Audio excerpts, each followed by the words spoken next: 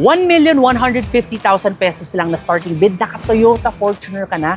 Ito na yun, yung 2022 Toyota Fortuner Q, high variant pa to. Kasama na ang kotse na to sa aming Blitz Sale, ang aming open bidding system. So ikutanin muna natin yung kotse just like usual. Check natin kung may any major damages dito.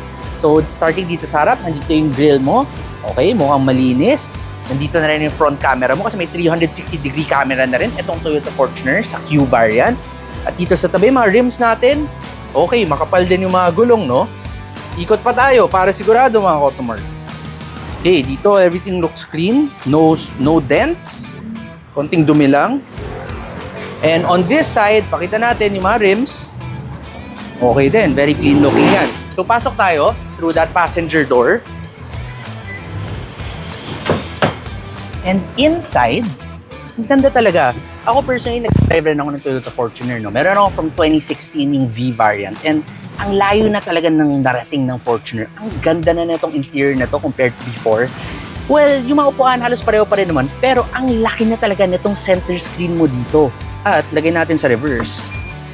Meron ka na rin built-in na reverse camera, pati na rin 360-degree view top-down camera. Naka-dual zone climate control ka na, leather seats ka na, may eco, normal, and sport mode ka. At 17,758 kilometers pala ang tinatakbo nito. Kaya bid now. Remember, starting bid, murang-mura, 1,150,000 pesos. Save a lot of money from brand new. Get it now sa aming website, automart.ph under our Blitz Sale. And it's blitzing time.